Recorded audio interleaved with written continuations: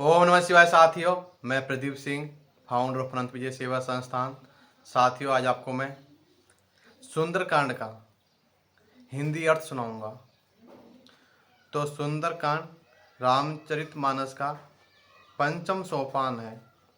इसका श्लोक: शांतं शाश्वतं प्रमेमनघं निर्वाण शांति प्रदम् ब्रह्मा शम्भुफणीन्द्रसेव्यमनीषेवं वेदान्ते वेदं विभुवम्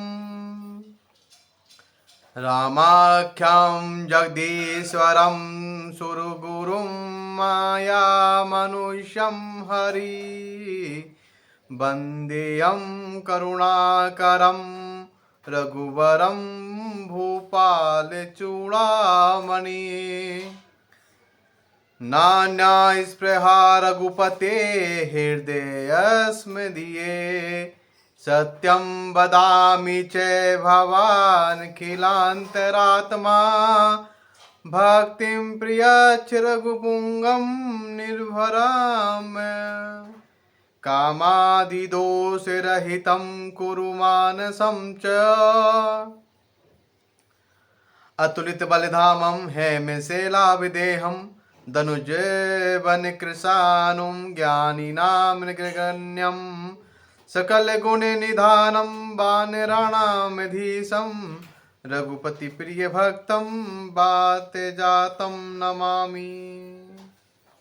अब इसका हिंदी अर्थ आपको सुनाऊंगा पूरे सुंदरकांड का। अतुल बल के धाम, सोने के पर्वत के समान कांति युक्त शरीर वाले दैत्य रूपी वन के लिए अग्नि रूप, ज्ञानियों में अग्रगण, संपूर्ण गुणों के निधान, वानरों के स्वामी श्री रघुनाथ जी के प्रिय भक्त पवन पुत्र श्री हनुमान जी को मैं प्रणाम करता हूँ। जामवंत के सुंदर वचन सुनकर हनुमान जी के हृदय को बहुत ही भाए। वे बोले, हे भाई, तुम लोग दुख सहकर कंद मूल फल खाकर तब तक मेरी राह देखना, जब तक मैं सीता जी को देखकर न आऊं। काम अवश्य होगा, क्योंकि मुझे बहुत ही हर्ष हो रहा है। यह कहकर और सबको मस्तक नवाकर तथा हृदय में श्री रघुनाथ जी को धारण करके हनुमान जी हर्षित होकर चले। समुद्र के तीर पर एक सुंदर पर्वत था। हनुमान जी खेल से अनायासी कूदकर उसके ऊपर जा चढ़े और बार बार श्री रघुवीर का स्मरण करके अत्यंत बलवान हनुमान जी उस पर से बड़े वेग से उछले। जिस पर्वत पर हनुमान जी ने पैर रखकर चले वह तुरंत ही पाताल में धंस गया। जैसे श्री रघुनाथ जी का अमोघ बाण चलता है, उसी तरह हनुमान जी चले।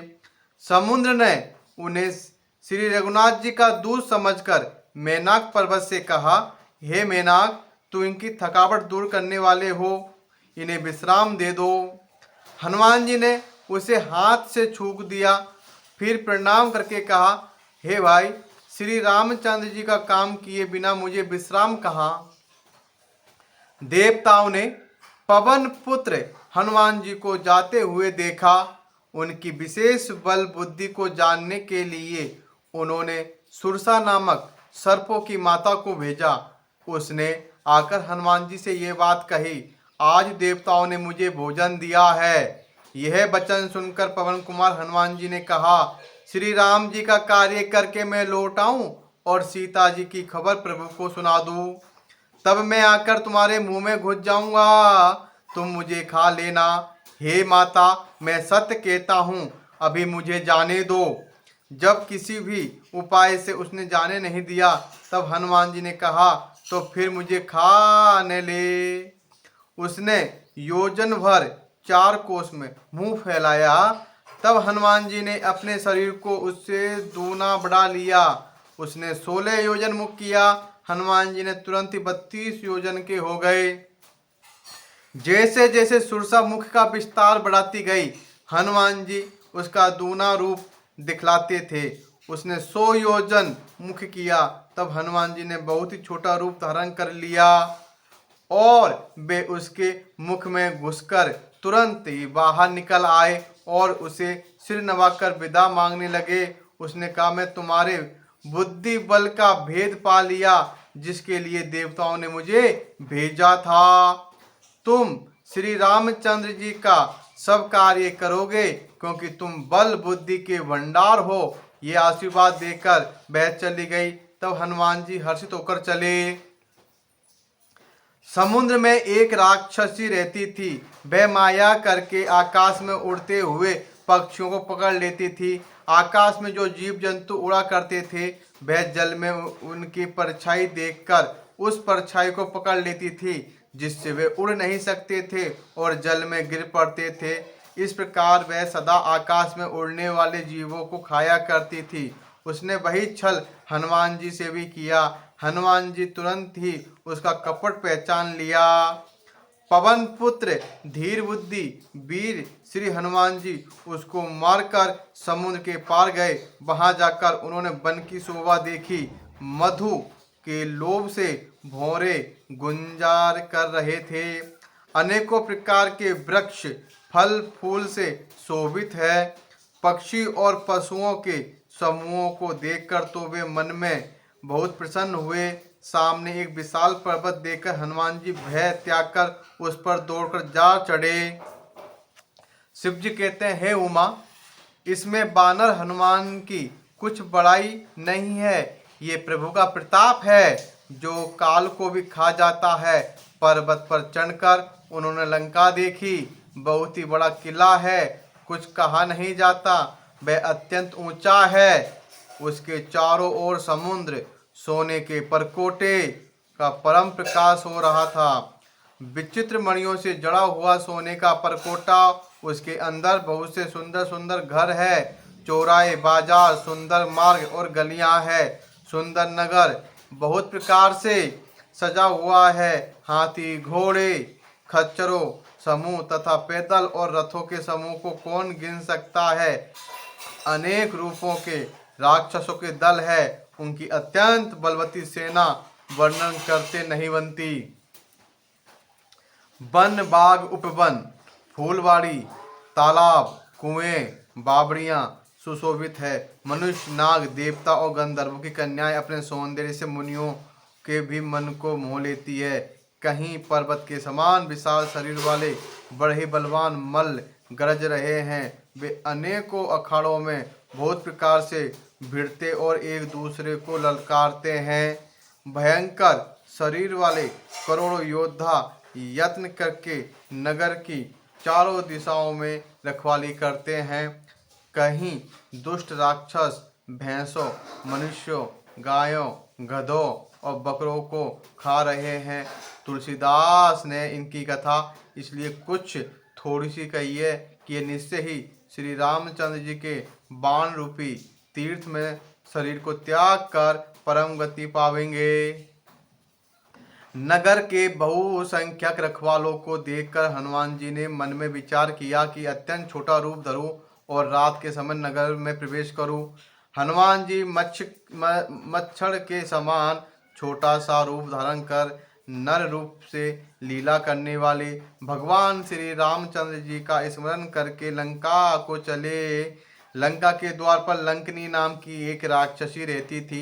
वह बोली, मेरा निरादर करके बिना मुझसे पूछे कहाँ चला जा रहा है। हे मूर्ख, तूने मेरा भेद नहीं जाना। जहाँ तक जितने चोर है वे सब मेरे आहार है। महाकपि हनुमान जी ने उसे एक घूंसा मारा, जिससे वह खून की उल्टी करते हुए पृथ्वी पर लुढ़क पड़ी। वह लंकनी फिर अपने को संभाल कर उठी और डर के मारे हाथ जोड़कर विनती करने लगी। वह बोली, रावण को जब ब्रह्मा जी ने वर दिया था, तब चलते समय उन्होंने मुझे राक्षसों के विनाश की यह पहचान बता दी थी कि जब तू बंदर के मारने से व्याकुल हो जाए, तब तू राक्षसों का संहार हुआ जान लेना। हे तात, मेरे बड़े पुण्य है जो मैं श्री चंद्र जी के दूत को नेत्रों से देख पाई।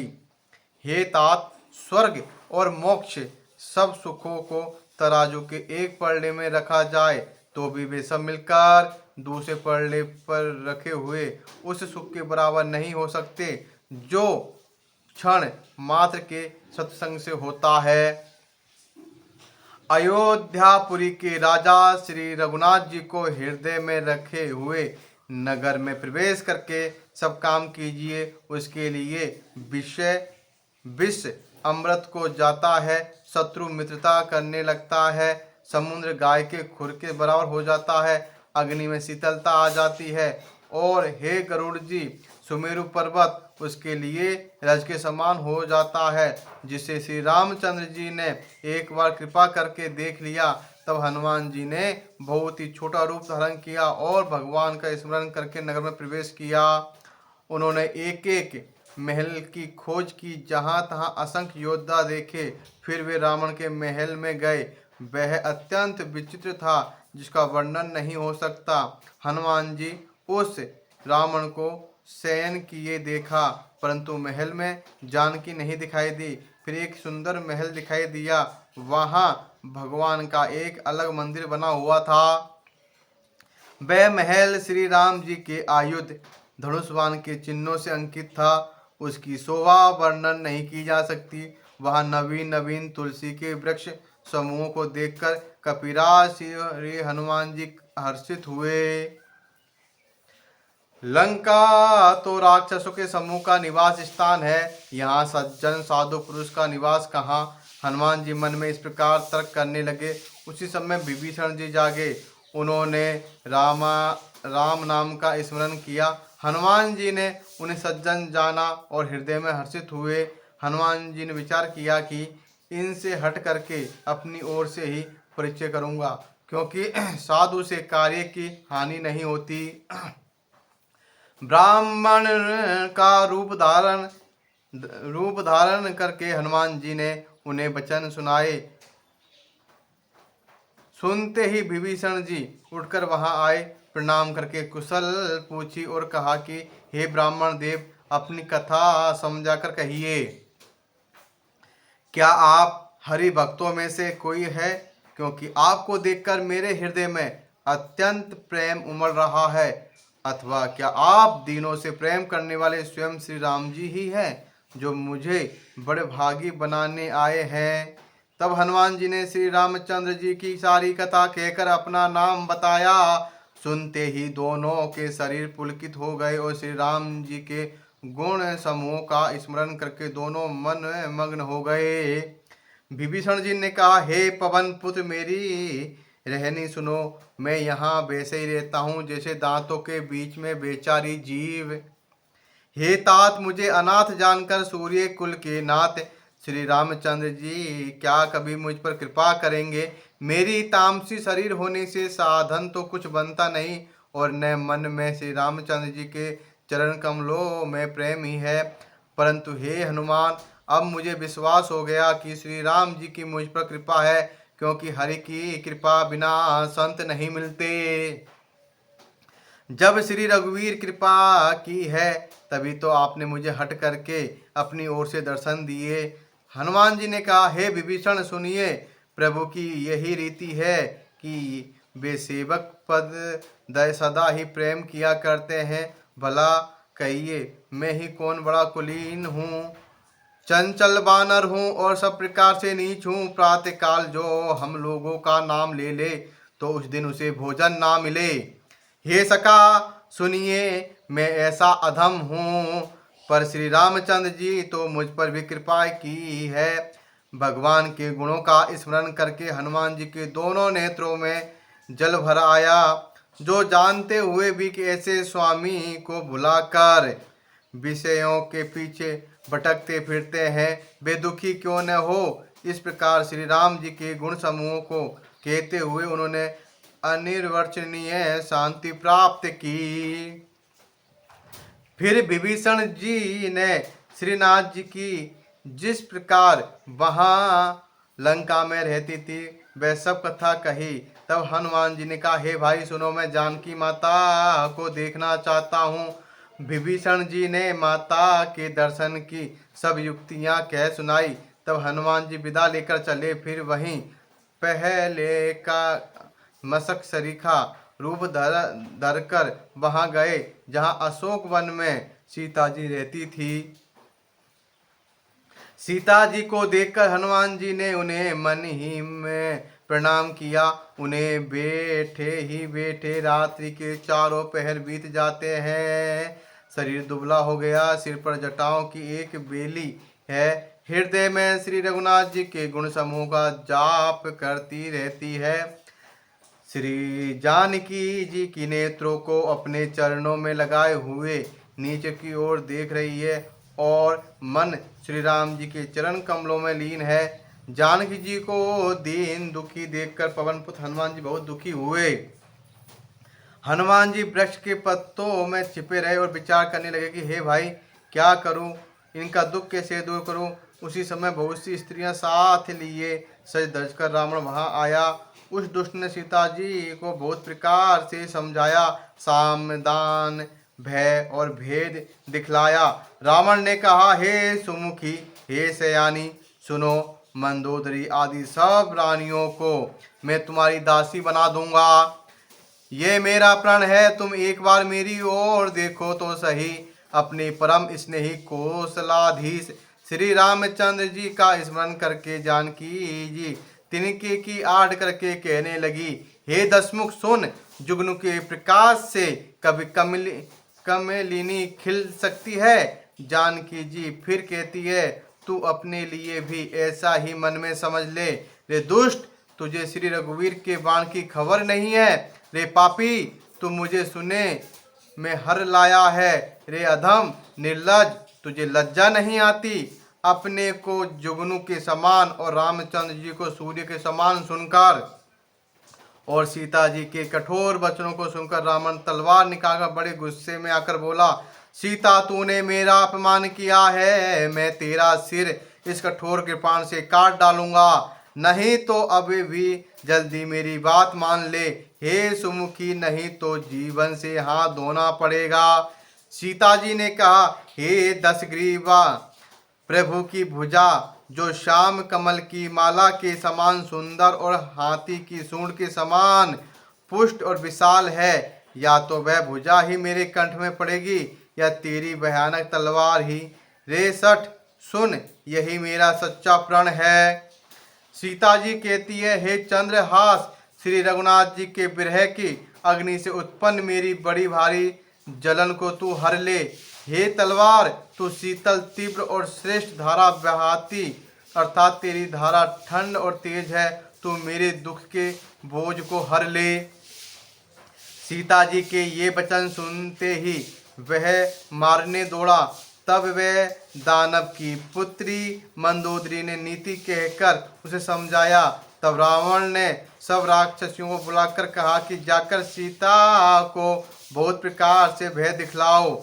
यदि महीने भर में ये कहा न माने तो मैं इसे तलवार निकाल कर मार डालूंगा। यों कहकर रावण घर चला गया। यहाँ राक्षसियों के समूह बहुत से बुरे रूप धरकर सीता जी को भय दिखलाने लगे। उनमें एक त्रिजटा नाम की राक्षसी थी। उसकी श्री रामचंद्र जी के चरणों में प्रीति थी और वे विवेक में निपुण थी। उसने सभी को बुलाकर अपना स्वप्न सुनाया और कहा, सीता जी की सेवा करने अपना कल्याण कर लो। स्वप्न में मैंने देखा कि एक बंदर ने लंका जला दी, राक्षसों की सारी सेना मार डाली गई। रावण नंगा है और गधे पर सवार है, उसके सिर मुंडे हुए हैं, 20 भुजाएं कटी हुई है। इस प्रकार से वह दक्षिण दिशा को जा रहा है और मानो लंका विभीषण ने पाई है। नगर में श्री रामचंद्र जी की दुहाई फिर गई। तब प्रभु ने सीता जी को बुला भेजा। मैं पुकार कर निश्चय के साथ कहती हूँ कि यह स्वप्न 4 दिनों बाद सत्य होकर रहेगा। उसके वचन सुनकर वे सब राक्षसियां डर गई और जानकी जी के चरणों पर गिर पड़ी। तब वे सब जहाँ तहाँ चली गई। सीता जी मन में सोच करने लगी कि 1 महीना बीत जाने पर नीच राक्षस रावण मुझे मारेगा। सीता जी हाथ जोड़कर त्रिजटा से बोली, हे माता, तू मेरी विपत्ति की संगिनी है, जल्दी कोई ऐसा उपाय कर जिससे मैं शरीर छोड़ सकूं। विरह ऐसा हाय हो चला है, अब ये सहा नहीं जाता। काठ लाकर चिता बनाकर सजा दे, हे माता फिर उसमें आग लगा दे। हे सयानी, तू मेरी प्रीति को सत्य कर दे। रावण की सूल के समान दुख देने वाली वाणी कानों से कौन सुने। सीता जी के वचन सुनकर त्रिजटा ने चरण पकड़ कर उन्हें समझाया और प्रभु का प्रताप, बल और सुयश सुनाया। उसने कहा, हे सुकुमारी सुनो, रात्रि के समय आग नहीं मिलेगी। ऐसा कहकर वे अपने घर चली गई। सीता जी मन ही मन कहने लगी, क्या करूं विधाता, ही विपत्ति हो गया। न आग मिलेगी न पीड़ा मिटेगी। आकाश में अंगारे दिखाई दे रहे हैं, पर पृथ्वी पर एक भी तारा नहीं आता। चंद्रमा अग्नि में है, किंतु वह भी मानो मुझे हतभागिनी सा जानकर आग नहीं बरसाता। हे अशोक वृक्ष, मेरी विनती सुन, मेरा शोक हर ले और अपना अशोक नाम सत्य कर ले। तेरे नए नए कोमल पत्ते अग्नि के समान है। अग्नि दे विरह रोग का अंत मत कर, अर्थात विरह रोग को बढ़ाकर सीमा तक न पहुंचा। सीता जी को विरह से परम व्याकुल देखकर वे क्षण हनुमान जी को कल्प के समान बीता। तब हनुमान जी ने हृदय में विचार कर सीता जी के सामने अंगूठी डाल दी, मानो अशोक ने अंगार दे दिया। यह समझकर सीता जी ने हर्षित होकर उठकर उसे हाथ में लिया। तब उन्होंने राम नाम से अंकित अत्यंत सुंदर एवं मनोहर अंगूठी देखी। अंगूठी को पहचानकर सीता जी आश्चर्यचकित होकर उसे देखने लगी और हर्ष तथा विषाद से हृदय में अकुला उठी। वे सोचने लगी, श्री रघुनाथ जी तो सर्वथा अजय है, उन्हें कौन जीत सकता है। और माया से ऐसी माया के उपादान से सर्वथा रहित दिव्य चिन्ह में अंगूठी बनाई नहीं जा सकती। सीता जी मन में अनेक प्रकार के विचार कर रही थी। इसी समय हनुमान जी मधुर वचन बोले। वे रामचंद्र जी के गुणों का वर्णन करने लगे, जिनको सुनते ही सीता जी का दुख भाग गया। वे कान और मन लगाकर उन्हें सुनने लगी। हनुमान जी ने आदि से लेकर सारी कथा कह सुनाई। सीता जी बोली, जिसने कानों के लिए अमृत रूप ये सुंदर कथा कही, वे हे भाई प्रकट क्यों नहीं होता। तब हनुमान जी पास चले गए। उन्हें देखकर सीता जी मुख फिरकर बैठ गई। उनके मन में आश्चर्य हुआ। हनुमान जी ने कहा, हे माता जानकी, मैं श्री राम जी का दूत हूँ, करुणा निधान की सच्ची शपथ करता हूँ। हे माता, ये अंगूठी मैं ही लाया हूँ। श्री राम जी ने मुझे आपके लिए ये शहीदानी निशानी या पहचान दी है। सीता जी ने पूछा, नर और बानर का संग कहो कैसे हुआ। तब हनुमान जी जैसे संग हुआ था वह सब कथा कही। हनुमान जी के प्रेम युक्त वचन सुनकर सीता जी के मन में विश्वास उत्पन्न हो गया। उन्होंने जान लिया कि यह है मन, वचन और कर्म से कृपा सागर श्री रघुनाथ जी का दास है। भगवान का जन जानकर अत्यंत गाढ़ी प्रीति हो गई। नेत्रों में जल भर आया और शरीर अत्यंत पुलकित हो गया। सीता जी ने कहा, हे तात हनुमान, विरह सागर में डूबती हुई मुझको तुम जहाज हुए। मैं बलिहारी जाती हूँ। अब छोटे भाई लक्ष्मण जी सहित खर के शत्रु सुखधाम प्रभु का कुशल मंगल कहो। श्री रघुनाथ जी तो कोमल हृदय और कृपालु है। फिर हे हनुमान, उन्होंने किस कारण ये निष्ठुरता धारण कर ली है। सेवक को सुख देना उनकी स्वाभाविक बान है। वे श्री रघुनाथ जी क्या कभी मेरी भी याद करते हैं। हे तात, क्या कभी उनके कोमल सांवले अंगों को देखकर मेरे नेत्र शीतल होंगे। मुंह से वचन नहीं निकलता, नेत्रों में विरह के आंसुओं का जल भर आया। बड़े दुख सुख से वे बोली, हाँ नाथ, आपने मुझे बिल्कुल ही भुला दिया। सीता जी को विरह से परम व्याकुल देखकर हनुमान जी कोमल और विनीत वचन बोले, हे माता, सुंदर कृपा के धाम प्रभु भाई लक्ष्मण के सहित शरीर से कुशल है, परंतु आपके दुख से दुखी है। हे माता, मन में ग्लानि न मानिए, मन छोटा करके दुख न कीजिए। श्री रामचंद्र जी के हृदय में आपसे दूना प्रेम है। हे माता, अब धीरज धरकर श्री रघुनाथ जी का संदेश सुनिए। ऐसा कहकर हनुमान जी प्रेम से गदगद हो गए, उनके नेत्रों में जल भर आया। हनुमान जी बोले, श्री रामचंद्र जी ने कहा है कि हे सीते, तुम्हारे वियोग में मेरे लिए सभी पदार्थ प्रतिकूल हो गए। वृक्षों के नए नए कोमल पत्ते मानो अग्नि के समान, रात्रि काल रात्रि के समान, चंद्रमा सूर्य के समान, और कमलों के वन भालों के वन के समान हो गए। मेघ मानो खोलता हुआ तेल बरसाते हैं। जो हित करने वाले थे वे ही अब पीड़ा देने लगे हैं। त्रिविध शीतल मंद सुगंध वायु सांप के श्वास के समान जहरीली और गर्म हो गई है। मन का दुख कह डालने से भी कुछ घट जाता है, पर कहूँ किससे, ये दुख कोई जानता नहीं। हे प्रिय, मेरे और तेरे प्रेम का तत्व एक मेरा मन ही जानता है, और वह मन सदा तेरे ही पास रहता है। बस मेरे प्रेम का सार इतने में ही समझ ले। प्रभु का संदेश सुनते ही जानकी जी प्रेम में मग्न हो गई, उन्हें शरीर की सुध न रही।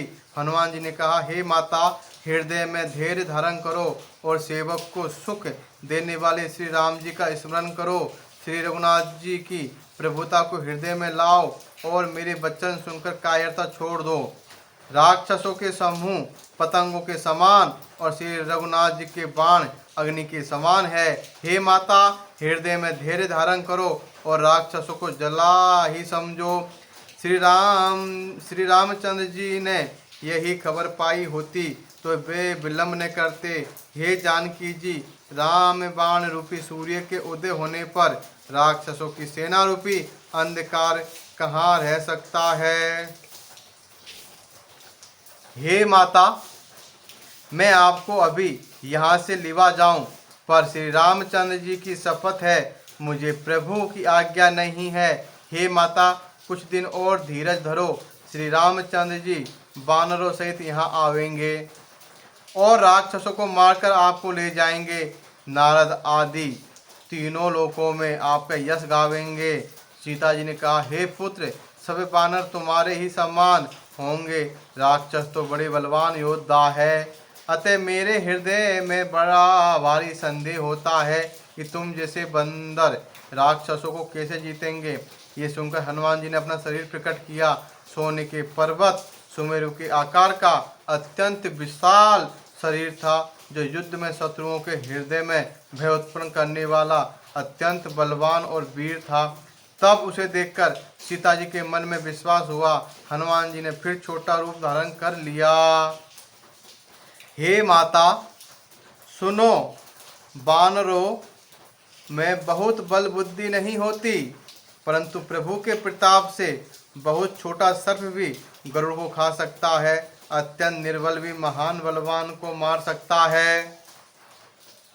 भक्ति, प्रताप, तेज और बल से सनी हुई हनुमान जी की वाणी सुनकर सीता जी के मन में संतोष हुआ। उन्होंने श्री राम जी के प्रिय जानकर हनुमान जी को आशीर्वाद दिया कि हे तात, तुम बल और शील के निधान हो। हे पुत्र, तुम अजर, बुढ़ापे से रहित, अमर और गुणों के खजाने हो। श्री रघुनाथ जी की तुम पर बहुत कृपा करे, प्रभु कृपा करे। ऐसा कानों से सुनते ही हनुमान जी पूर्ण प्रेम मग्न हो गए। हनुमान जी ने बार बार सीता जी के चरणों में सिर नवाया और फिर हाथ जोड़कर कहा, हे माता, अब मैं कृतार्थ हो गया हूँ। आपका आशीर्वाद अमोघ अचूक है, ये बात सिद्ध है। हे माता सुनो, सुंदर फल वाले वृक्षों को देखकर मुझे बड़ी ही भूख लग आई। सीता जी ने कहा, हे बेटा सुनो, बड़े भारी योद्धा राक्षस इस वन की रखवाली करते हैं। हनुमान जी ने कहा, हे माता, यदि आप मन में सुख माने प्रसन्न होकर आज्ञा दे तो मुझे उनका भय तो बिल्कुल नहीं है। हनुमान जी को बुद्धि और बल में निपुण देखकर जानकी जी ने कहा, जाओ हे तात, श्री रघुनाथ जी के चरणों को हृदय में धारण करके मीठे फल खाओ। वे सीता जी को सिर नवाकर चले और बाग में घुस गए। फल खाए और वृक्षों को तोड़ने लगे। वहां बहुत से योद्धा रखवाले थे। उनमें से कुछ को मार डाला और कुछ ने जाकर रावण से पुकार की और कहा, हे नाथ, एक बड़ा भारी बंदर आया है। उसने अशोक वाटिका उजाड़ डाली, फल खाए, वृक्षों को उखाड़ डाला और रखवालों को मसल मसल कर जमीन पर डाल दिया। यह सुनकर रावण ने बहुत से योद्धा भेजे। उन्हें देखकर हनुमान जी ने गर्जना की। हनुमान जी ने सब राक्षसों को मार डाला। कुछ तो अधमरे थे, चिल्लाते हुए गए। फिर रावण ने अक्षय कुमार को भेजा। वह असंख्य श्रेष्ठ योद्धाओं को साथ लेकर चला। उसे आते देखकर हनुमान जी ने एक वृक्ष हाथ में लेकर ललकारा और उसे मारकर महाध्वनि बड़े जोर से गर्जना की। उन्होंने सेना में कुछ को मार डाला और कुछ को मसल डाला और कुछ को पकड़ पकड़ कर धूल में मिला दिया। कुछ ने फिर जाकर पुकार की कि हे प्रभु, बंदर बहुत ही बलवान है। पुत्र का वध सुनकर रावण क्रोधित हो उठा और उसने अपने जेठ पुत्र बलवान मेघनाद को भेजा। उसने कहा कि हे पुत्र, मारना नहीं है, उसे बांध लाना है। उस बंदर को देखा जाए कि कहाँ का है। इंद्र को जीतने वाला अतुलनीय योद्धा मेघनाद चला। भाई का मारा जाना सुन उसे क्रोध हो आया। हनुमान जी ने देखा कि अब की बार भयानक योद्धा आया है, तब वे कटकटाकर गरजे और दौड़े। उन्होंने एक बहुत बड़ा वृक्ष उखाड़ लिया और उसके प्रहार से लंकेश्वर रावण के पुत्र मेघनाद को बिना रथ का कर दिया। रथ को तोड़कर उसे नीचे पटक दिया। उसके साथ जो बड़े बड़े योद्धा थे उनको पकड़ पकड़ कर हनुमान जी ने अपने शरीर से मसलने लगे। उन सब को मारकर फिर मेघनाद से लड़ने लगे। लड़ते हुए वे ऐसे मालूम होते थे मानो दो गजराज श्रेष्ठ हाथी भिड़ गए हों। हनुमान जी उसे एक घूंसा मारकर वृक्ष पर जा चढ़े। उसको क्षण भर के लिए मूर्छा आ गई। फिर उठकर उसने बहुत माया रची, परंतु पवन के पुत्र उससे जीत नहीं जाते। अंत में उसने ब्रह्मास्त्र का संधान प्रयोग किया। तब हनुमान जी ने मन में विचार किया कि यदि ब्रह्मास्त्र को नहीं मानता हूँ तो उसकी अपार महिमा मिट जाएगी। उसने हनुमान जी को ब्रह्म बाण मारा, जिसके लगते ही वे वृक्ष से नीचे गिर पड़े, परंतु गिरते समय ही उन्होंने बहुत सी सेना मार डाली। तब उसने देखा कि हनुमान जी मूर्छित हो गए। तब वह उनको नागपाश से बांध कर ले गया। शिव जी कहते हैं, हे भवानी सुनो, जिनका नाम जपकर ज्ञानी विवेकी मनुष्य संसार जन्म मरण के बंधनों को काट डालते हैं, उनका दूत कहीं बंधन में आ सकता है। किंतु प्रभु के कार्य के लिए हनुमान जी ने स्वयं अपने आप को बंधा लिया। बंदर का बांधा जाना सुनकर राक्षस दौड़े और कौतुक के लिए तमाशा देखने के लिए सब सभा में आए। हनुमान जी ने जाकर रावण की सभा देखी। उसकी अत्यंत प्रभुता कुछ कही नहीं जाती।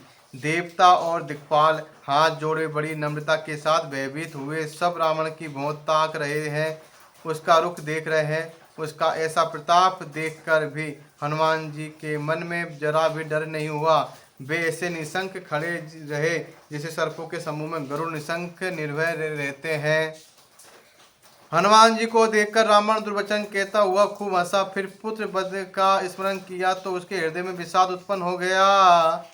लंकापति रावण ने कहा, रे वानर, तू कौन है? किसके बल पर तूने वन को उजाड़कर नष्ट कर डाला? क्या तूने कभी मुझे मेरा नाम और यश कानों से नहीं सुना? रे सठ, मैं तुझे अत्यंत निशंक देख रहा हूँ। तूने किस अपराध से राक्षसों को मारा?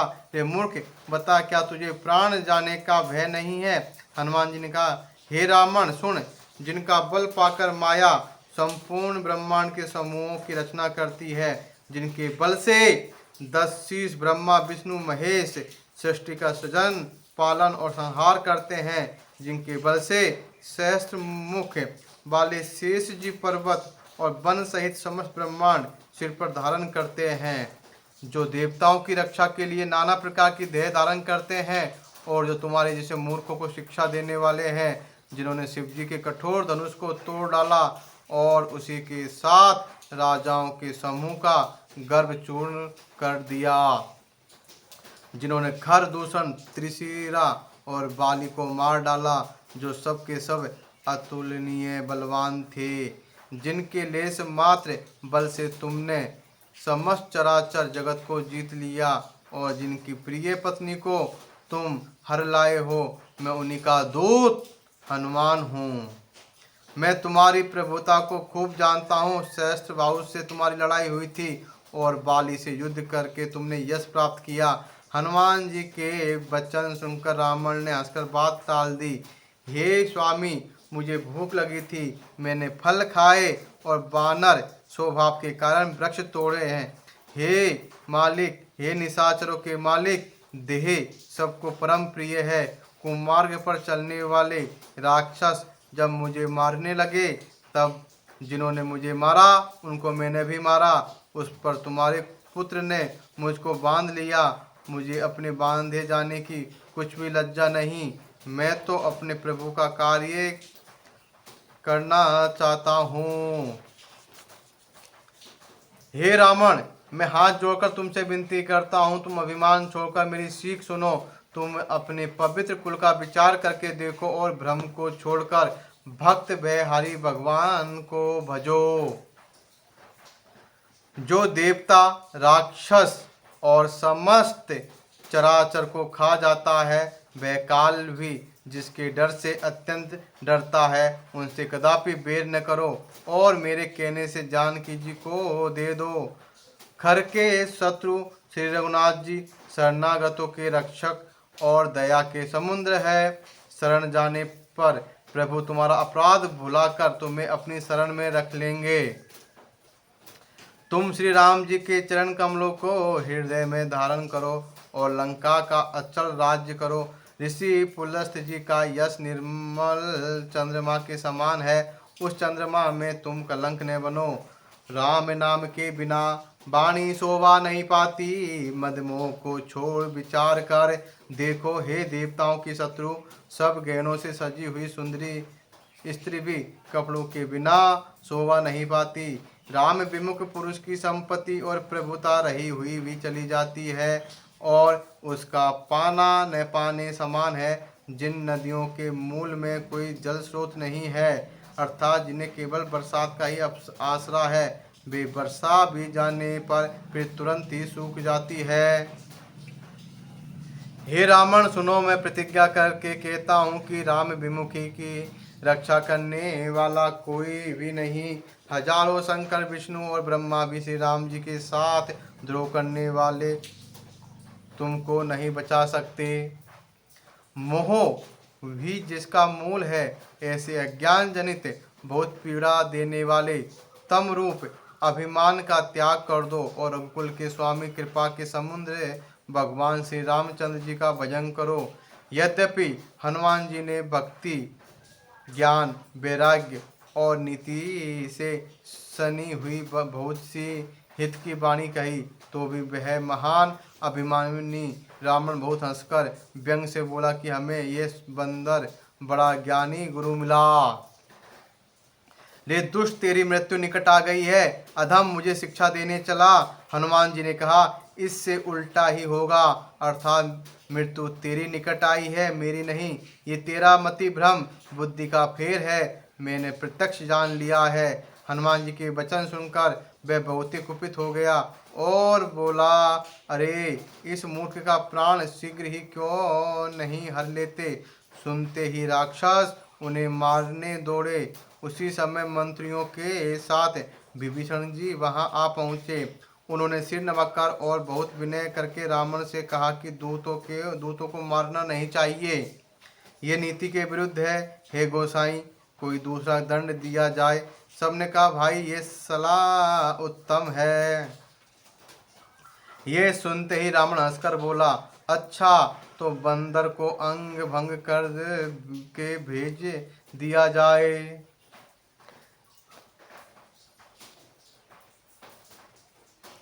मैं सबको समझा कर कहता हूँ कि बंदर की ममता पूंछ पर होती है, अतः तेल में कपड़ा डुबोकर उसे इसकी पूंछ में बांध कर फिर आग लगा दो। जब बिना पूंछ का यह बंदर वहाँ अपने स्वामी के पास जाएगा, तब यह मूर्ख अपने मालिक को साथ ले आएगा, जिनकी इसने बहुत बड़ाई की है। मैं जरा उनकी प्रभुता सामर्थ्य तो देखूं। ये वचन सुनते ही हनुमान जी मन में मुस्कुराए और मन ही मन बोले कि मैं जान गया, सरस्वती जी इसे ऐसी बुद्धि देने में सहायक हुई है। रावण के वचन सुनकर मूर्ख राक्षस वहीं पूंछ में आग लगाने की तैयारी करने लगे। पूंछ के लपेटने में इतना कपड़ा और घी तेल लग गया, नगर में कपड़ा, घी और तेल नहीं रहा। हनुमान जी ने ऐसा खेल किया कि पूंछ बढ़ गई, लंबी हो गई। नगरवासी लोग तमाशा देखने आए। वे हनुमान जी को पेड़ से ठोकर मारते और उनकी बहुत हंसी करते हैं। ढोल बजते हैं, सब लोग तालियां पीटते हैं। हनुमान जी को नगर में फिराकर फिर पूंछ में आग लगा दी। अग्नि को जलते हुए देखकर हनुमान जी तुरंत ही बहुत छोटे रूप में हो गए। बंधन से निकलकर वे सोने की अटारियों पर जा चढ़े। उनको देखकर राक्षसों की स्त्रियां भयभीत हो गई। उस समय भगवान की प्रेरणा से 49 पवन चलने लगे। हनुमान जी अट्टहास करके गरजे और बढ़कर आकाश से जाग लगे। देह बड़ी विशाल परंतु बहुत ही हल्की फुर्तीली है। वे दौड़कर एक महल से दूसरे महल पर चढ़ जाते हैं। नगर जल रहा, लोग बेहाल हो गए हैं। आग की करोड़ों भयंकर लपटें झपट रही है। हाय बप्पा, हाय मैया, इस अवसर पर हमें कौन बचावेगा। चारों ओर यही पुकार सुनाई पड़ रही है। हमने तो पहले ही कहा था कि ये बानर नहीं, बानर का रूप धरे कोई देवता है। साधु के अपमान का ये फल है कि नगर अनाथ के नगर की तरह जल रहा है। हनुमान जी ने एक ही क्षण में सारा नगर जला डाला, एक विभीषण का घर नहीं जलाया। शिव जी कहते हैं, हे पार्वती, जिन्होंने अग्नि को बनाया, हनुमान जी उन्हीं के दूत हैं, इसी कारण वे अग्नि से नहीं जले। हनुमान जी ने उलट पुलट कर एक ओर से दूसरी ओर सारी लंका जला दी। फिर वे समुद्र में कूद पड़े। पूंछ बुझाकर थकावट दूर करके और फिर छोटा सा रूप धारण कर हनुमान जी श्री जानकी जी के सामने हाथ जोड़कर जा खड़े हुए। हनुमान जी ने कहा, हे माता, मुझे कोई चिन्ह पहचान दीजिए जैसे श्री रघुनाथ जी ने मुझे दिया था। तब सीता जी ने चूड़ामणि उतार कर दी। हनुमान जी ने उसको हर्षपूर्वक ले लिया। जानकी जी ने कहा, हे तात, मेरा प्रणाम निवेदन करना और इस प्रकार कहना है, प्रभु, यद्यपि आप सब प्रकार से पूर्ण काम है, आपको किसी प्रकार की कामना नहीं, तथापि दीनों पर दया करना आपका विरध है। अतः उस विरध को याद करके हे नाथ, मेरी भारी संकट को दूर कीजिए। हे तात, इंद्रपुत्र जयंत की कथा सुनाना और प्रभु को उनके बाण का प्रताप समझाना। यदि महीने भर में नाथ ने आए तो फिर मुझे जीत ही नहीं पाएंगे। हे हनुमान, कहो मैं किस प्रकार प्राण रखूं। हे तात, तुम भी अब जाने को कह रहे हो। तुमको देखकर छाती ठंडी हुई थी, फिर मुझे वही दिन और वही रात। हनुमान जी ने जानकी जी को समझाकर बहुत प्रकार से धीरज दिया और उनके चरण कमलों में सिर नवाकर श्री राम जी के पास गमन किया। चलते समय उन्होंने महाध्वनि से भारी गर्जना की, जिसे सुनकर राक्षसों की स्त्रियों के गर्भ गिरने लगे। समुद्र लांघकर वे इस पार आए और उन्होंने वानरों को किलकिला शब्द सुनाया। हनुमान जी को देखकर सब हर्षित हो गए और तब वानरों ने अपना नया जन्म समझा। हनुमान जी का मुख प्रसन्न है और शरीर में तेज विराजमान है, जिससे उन्होंने समझ लिया कि ये श्री रामचंद्र जी का कार्य करने कर आए हैं। सब हनुमान जी से मिले और बहुत ही सुखी हुए, जैसे तड़पती हुई मछली को जल मिल गया हो। सब हर्षित होकर नए नए इतिहास पूछते कहते हुए श्री रघुनाथ जी के पास चले।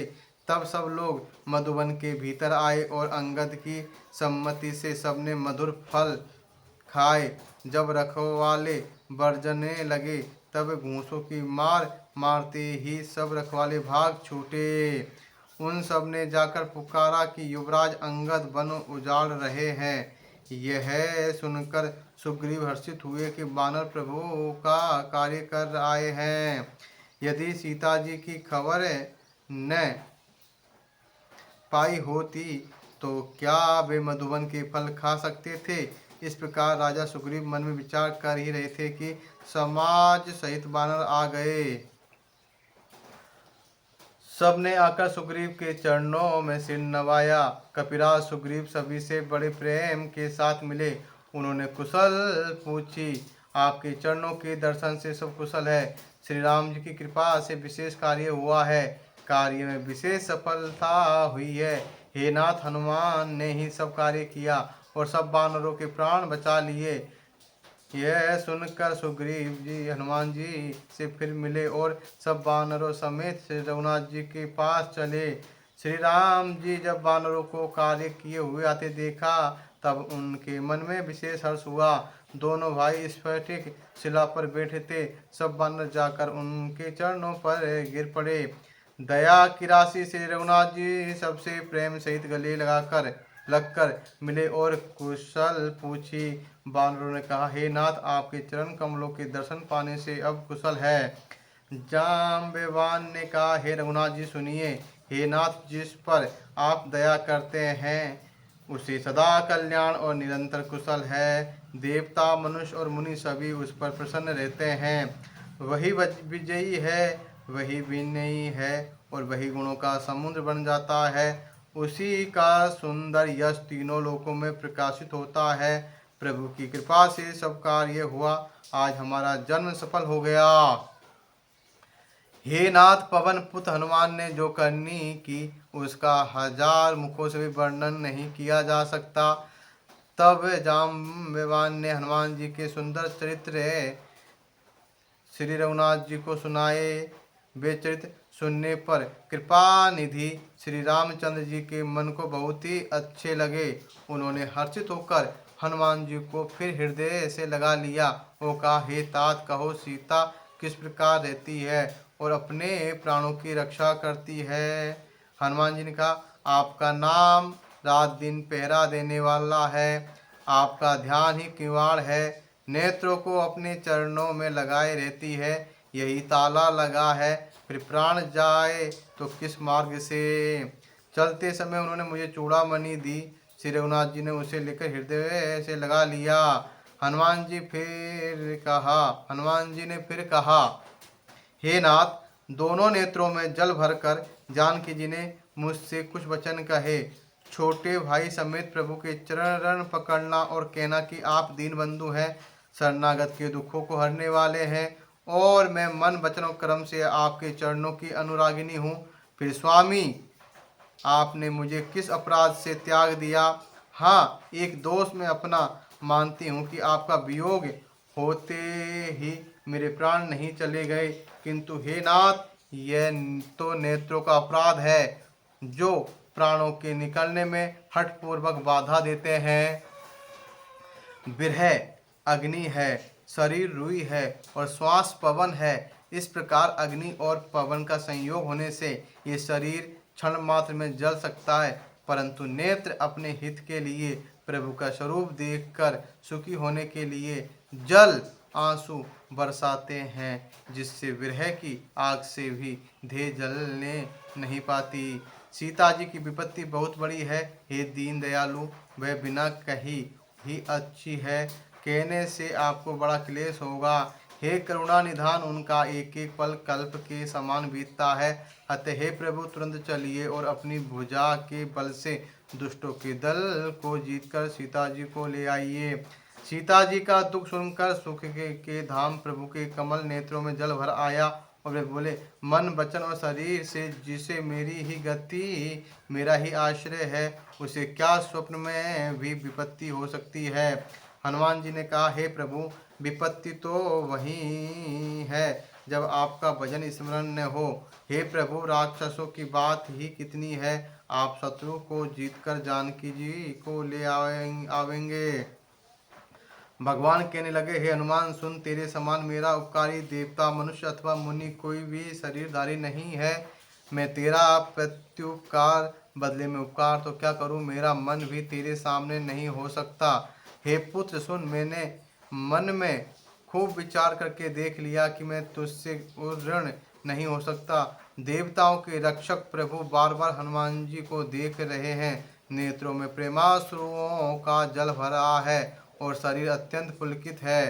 प्रभु के वचन सुनकर और उनके प्रसन्न मुख का पुलकित अंगों को देखकर हनुमान जी हर्षित हो गए और प्रेम में विकल हो कर, हे भगवान, मेरी रक्षा करो कहते हुए श्री राम जी के चरणों में गिर पड़े।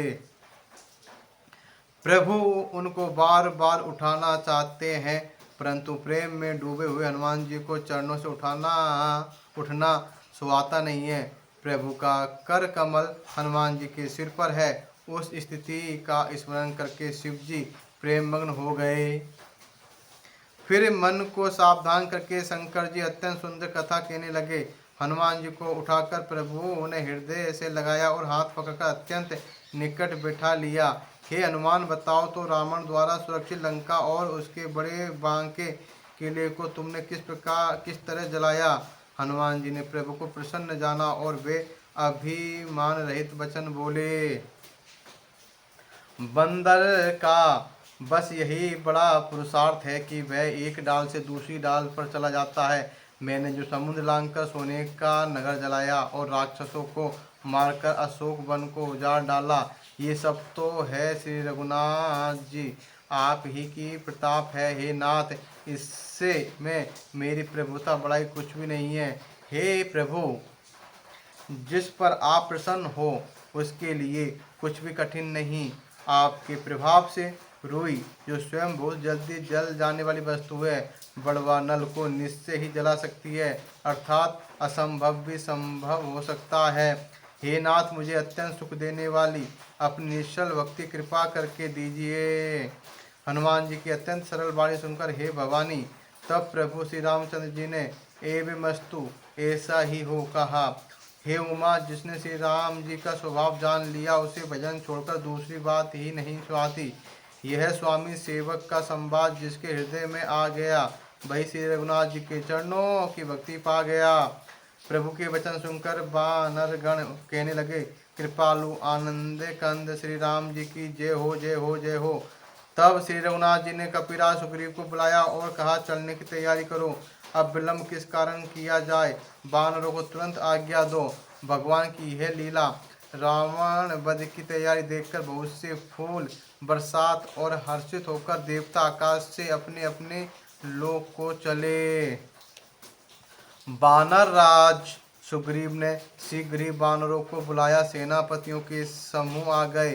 वानर भालुओं के झुंड अनेक रंगों के हैं और उनमें अतुलनीय बल है। हे प्रभु के चरण कमलों में सिर नवाते हैं महान बलवान रीछ और वानर गरज रहे हैं श्री राम जी के। इन्हें वानरों की सारी सेना देखी, तब कमल नेत्रों से कृपा पूर्वक उनकी ओर दृष्टि डाली। राम कृपा का बल पाकर श्रेष्ठ वानर मांगो पंख वाले बड़े पर्वत हो गए। तब श्री राम जी हर्षित होकर प्रस्थान किया। अनेक सुंदर और शुभ शकुन हुए, जिनकी कीर्ति सब मंगलों से पूर्ण है। उनके प्रस्थान के समय शकुन होना यह नीति है, लीला की मर्यादा है। प्रभु का प्रस्थान जानकी जी ने भी जान लिया। उनके बाएं अंग फड़क फड़क कर मानो कहे देते हैं थे कि श्री राम जी आ रहे हैं। जानकी जी को जो जो शकुन होते थे वही वही रावण के लिए अपशकुन हुए। सेना चली, उसका वर्णन कौन कर सकता। असंख्य वानर और भालू गर्जना कर रहे हैं। नख की जिसके शस्त्र है, नख ही जिसके शस्त्र है, वे इच्छानुसार चलने वाले रीछ वानर पर्वतों और वृक्षों को धारण किए कोई आकाश मार्ग से और कोई पृथ्वी पर चले जा रहे हैं। वे सिंह के समान गर्जना कर रहे हैं। उनके चलने और गर्जने से दिशाओं के हाथी विचलित होकर चिंघाड़ रहे हैं।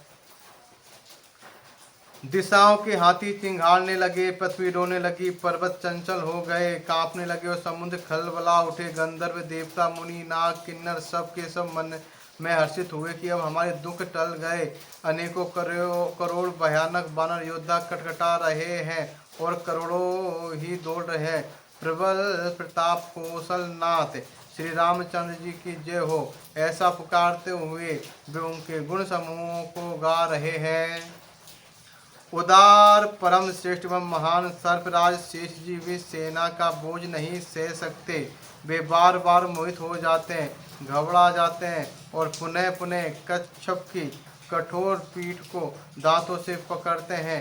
ऐसा करते हैं अर्थात बार बार दांतों को गड़ाकर कच्छप की पीठ पर लकीर सी खींचते हुए वे कैसे शोभा दे रहे हैं, मानो श्री रामचंद्र जी की सुंदर प्रस्थान यात्रा को परम सुहावनी जानकर उसकी अचल पवित्र कथा को सर्पराज शेष जी कच्छप की पीठ पर लिख रहे हों।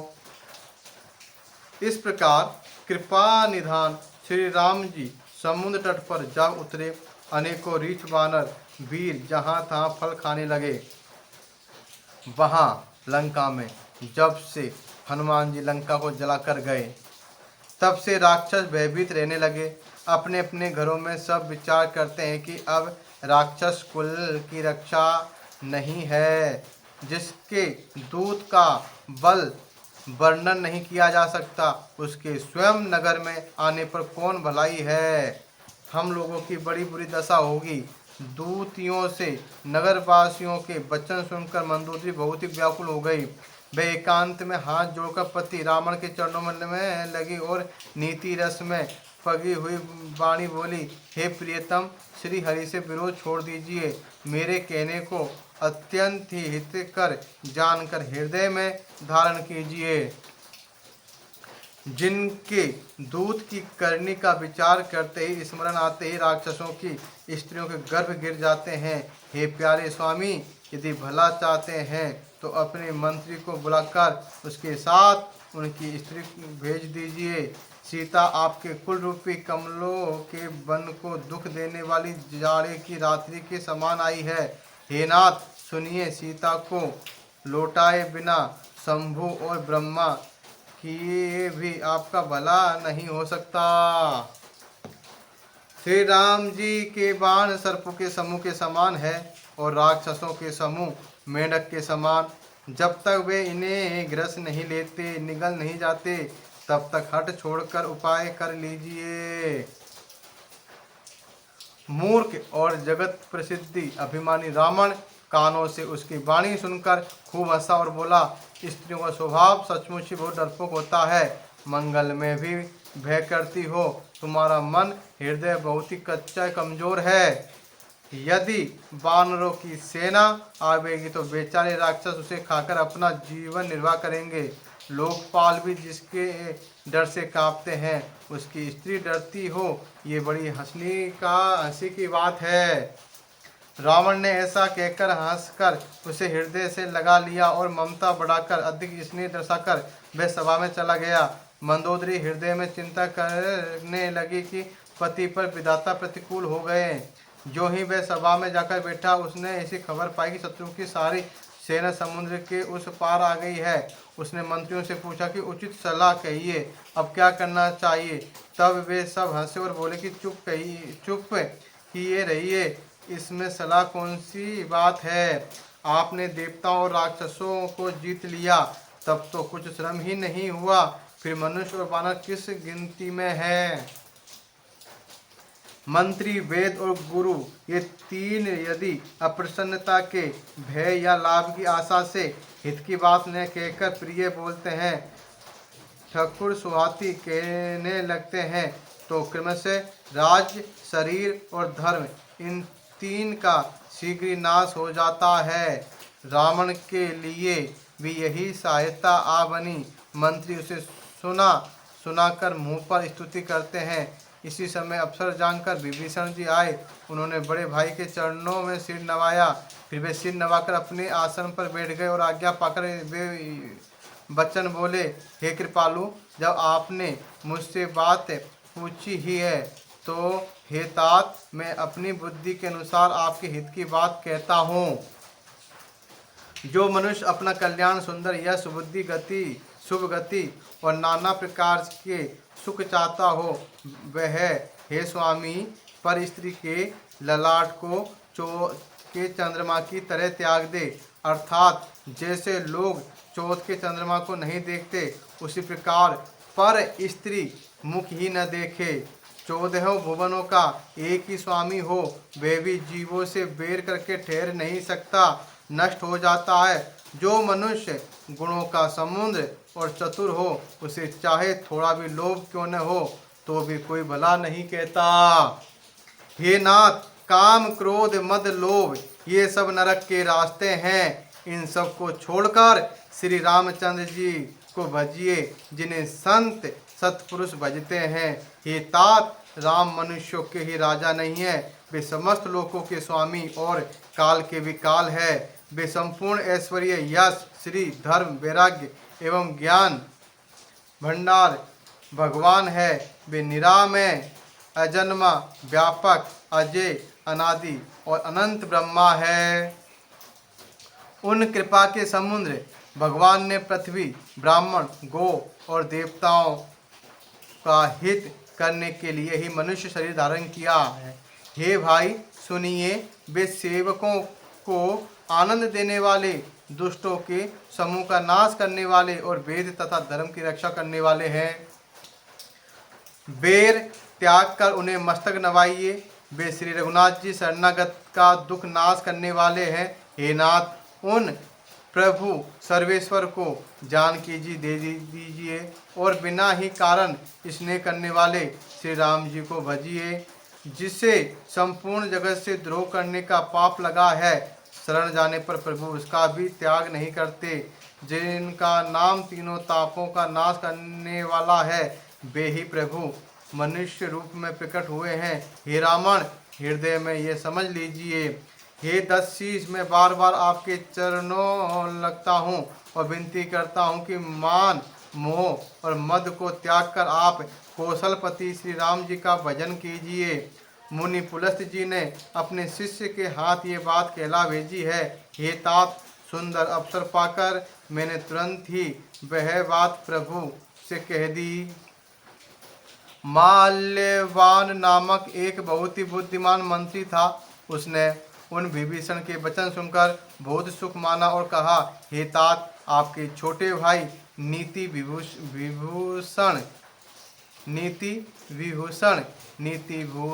भूषण रूप में धारण करने वाले अर्थात नीतिमान है विभीषण। जो कुछ कह रहे हैं उसे हृदय में धारण कर लीजिए। रावण ने कहा, ये दोनों मूर्ख शत्रु की महिमा बखान रहे हैं, यहाँ कोई है, इन्हें दूर करो ना। तब माल्यवान तो घर लौट गया और विभीषण जी हाथ जोड़कर फिर कहने लगे, हे नाथ, पुराण और वेद ऐसा कहते हैं कि सुबुद्धि और कुबुद्धि सबके हृदय में रहती है। जहाँ सुबुद्धि है वह नाना प्रकार की संप्रदाय सुख की स्थिति रहती है, और जहाँ कुबुद्धि है वहाँ परिणाम में विपत्ति रहती है। आपके हृदय में उल्टी बुद्धि आवश्यक है। इसी से आप हित को अहित और शत्रु को मित्र मान रहे हैं। जो राक्षस कुल के लिए काल रात्रि है, उन सीता पर आपकी बड़ी प्रीति है। हे तात, मैं चरण पकड़कर आपसे भीख मांगता हूँ कि आप मेरा दुलार रखिए। मुझ बालक के आग्रह को स्नेहपूर्वक स्वीकार कीजिए। श्री राम जी को सीता जी दे दीजिए, जिसमें आपका अहित न हो। विभीषण ने पंडितों, पुराणों और वेदों द्वारा सम्मत वाणी से नीति बखान कर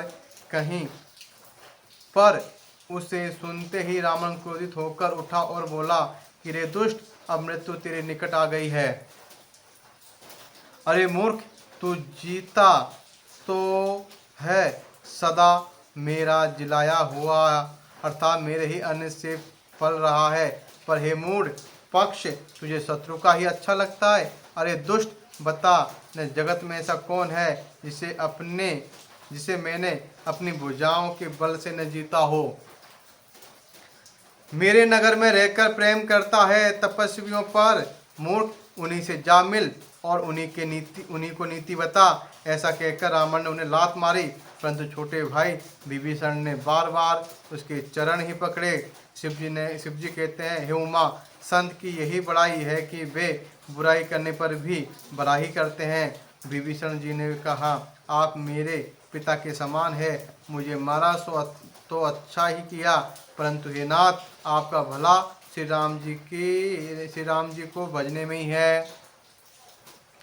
इतना कहकर विभीषण अपने मंत्रियों को साथ लेकर आकाश मार्ग में गए और सबको सुनाकर वे ऐसा कहने लगे, श्री राम जी सत्य संकल्प एवं सर्वसमर्थ प्रभु है, और हे रावण, तुम्हारी सभा काल के बस है, अतः मैं अब श्री रघुवीर की शरण जाता हूँ, मुझे दोष न देना। ऐसा कहकर विभीषण जी जो ही चले त्यों ही सब राक्षस आयुहीन हो गए, उनकी मृत्यु निश्चित हो गई। शिव जी कहते हैं, हे भवानी, साधु का अपमान तुरंत ही संपूर्ण कल्याण की हानि कर देता है। रावण ने जिस क्षण विभीषण को त्यागा, उसी क्षण वह अभागा वैभव ऐश्वर्य से हीन हो गया। विभीषण जी हर्षित होकर मन में अनेकों मनोरथ करते हुए श्री रघुनाथ जी के पास चले। वे सोचते जाते, मैं जाकर भगवान के कोमल और लाल वर्ण के सुंदर चरण कमलों के दर्शन करूंगा, जो सेवकों को सुख देने वाले हैं। जिन चरणों का स्पर्श पाकर ऋषि पत्नी अहिल्या तर गई, और जो दंडक वन को पवित्र करने वाले हैं। जिन चरणों को जानकी जी हृदय में धारण कर रखा है, जो कपट मृग के साथ पृथ्वी पर दौड़े थे, और जो चरण कमल साक्षात शिव जी के हृदय रूपी सरोवर में विराजते हैं। मेरा अहोभाग्य है कि उन्हीं को आज मैं देखूंगा। जिन चरणों की पादुकाओं में भरत जी ने अपना मन लगा रखा है, आहा, आज मैं उन्हीं चरणों को अभी जाकर इन नेत्रों से देखूंगा। इस प्रकार प्रेम सहित विचार करते हुए वे शीघ्र ही समुद्र के इस पार, जिधर श्री रामचंद्र जी की सेना थी, आ गए। वानरों ने विभीषण को आते देखा तो उन्होंने जाना कि शत्रु कोई खास दूत है। उन्हें पहरे पर ठहरा कर वे सुग्रीव के पास आए और उनको सब समाचार कह सुनाया। सुग्रीव ने कहा, हे रघुनाथ जी, रावण का भाई मिलने आया है। प्रभु श्री राम जी ने कहा, हे मित्र, तुम क्या समझते हो, तुम्हारी क्या राय है। वानर राज सुग्रीव ने कहा, हे महाराज सुनिए, राक्षसों की माया जानी नहीं जाती। ये इच्छानुसार रूप में बदलने वाला छली न जाने किस कारण आया है। जान पड़ता है ये मूर्ख हमारा भेद लेने आया है, इसलिए मुझे तो यही अच्छा लगता है कि इसे बांधे रखा जाए। श्री राम जी ने कहा, हे मित्र, तुमने नीति तो अच्छी विचारी, परंतु मेरा प्रण तो है शरणागत के भय को हर लेना। प्रभु के वचन सुनकर हनुमान जी हर्षित हुए और मन ही मन कहने लगे कि भगवान कैसे शरणागत वत्सल शरण में आए हुए पिता की भांति प्रेम करने वाले हैं। श्री राम जी फिर बोले, जो मनुष्य अपने अहित का अनुमान करके शरण में आए हुए का त्याग कर देते हैं, वो पामर क्षुद्र है, पाप में है, उन्हें देखने में भी हानि है, पाप लगता है। जिसे करोड़ों ब्राह्मणों की हत्या लगी हो, शरण में आने पर मैं उसे भी नहीं त्यागता। जीव जो ही मेरे सम्मुख होता है, त्यों ही उसके करोड़ों जन्मों के पाप नष्ट हो जाते हैं। पापी का यह सहज स्वभाव होता है कि मेरा भजन उसे कभी नहीं सुहाता। यदि वह रावण का भाई निश्चय ही दुष्ट हृदय का होता, तो क्या वह मेरे सम्मुख आ सकता था। जो मनुष्य निर्मल मन का होता है, वही मुझे पाता है। मुझे कपट और छल छिद्र नहीं सुहाते। यदि उसे रावण ने भेद लेने को भेजा है, तब भी हे सुग्रीव, अपने को कुछ भी भय या हानि नहीं है। क्योंकि हे सखे, जगत में जितने भी राक्षस है, लक्ष्मण क्षण भर में उन सबको मार सकते हैं, और यदि वह भयभीत होकर मेरे शरण आया है तो मैं उसे प्राणों की तरह रखूंगा। कृपा के धाम श्री राम जी ने हंसकर कहा, दोनों ही स्थितियों में उसे ले आओ। तब अंगद और हनुमान सहित सुग्रीव जी कृपालु श्री राम की जय हो कहते हुए चले। विभीषण जी को आदर सहित आगे करके बानर फिर वहां चले जहां करुणा की खान श्री रघुनाथ जी थे। नेत्रों को आनंद का दान देने वाले अत्यंत सुखद दोनों भाइयों को विभीषण जी ने दूर से ही देखा। फिर शोभा के धाम श्री राम जी को देखकर वे पलक रोककर ठिठक कर एकटक देखते ही रह गए। भगवान की विशाल भुजाएं, लाल कमल के समान नेत्र हैं और शरणागत के भय का नाश करने वाला सांवला शरीर है।